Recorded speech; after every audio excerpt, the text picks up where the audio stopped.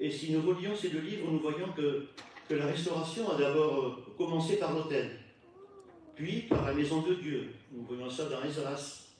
Et ensuite par la muraille de Jérusalem que nous voyons dans Néhémie.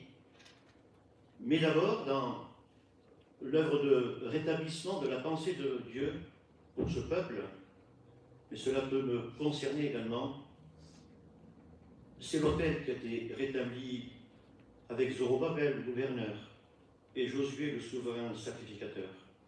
Et cet autel, pour nous, dans la Nouvelle Alliance, nous parle essentiellement de quoi? De la croix. De la croix.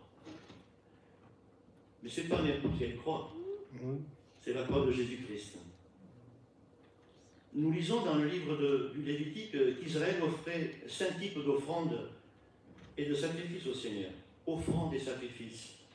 L'Holocauste, l'offrande végétale, le sacrifice de communion, le sacrifice pour le péché et le sacrifice de culpabilité.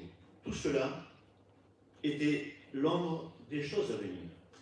Car à la croix, dans la mort de l'agneau de Dieu, tout a été récapitulé, toutes ces offrandes et tous ces sacrifices ont été placés dans la mort de Jésus-Christ. Car par une seule offrande, nous dit l'Épître aux Hébreux, une seule offrande, il a amené à la perfection pour toujours ceux qu'il a sanctifiés. Et ce que Dieu a accompli à la croix ne sera plus jamais renouvelé. C'est fait une fois pour toutes.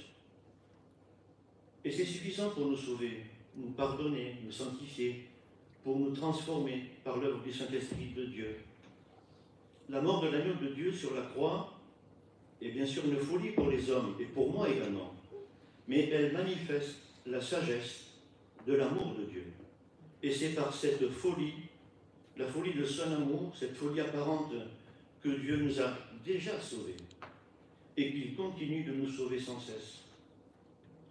Nous lisons dans Colossiens 1,20 que Dieu a voulu, par son Fils, réconcilier tout avec lui-même, tant ce qui est sur la terre que ce qui est dans les cieux, en faisant la paix par lui, par le sang de sa croix.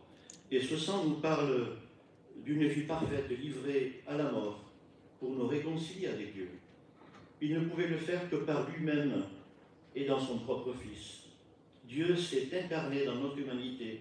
Il a accepté de mourir à notre place pour nous délivrer de la mort éternelle. Ce salut est très grand. Dieu n'est pas mort, comme le disait Sartre, qui d'ailleurs est mort.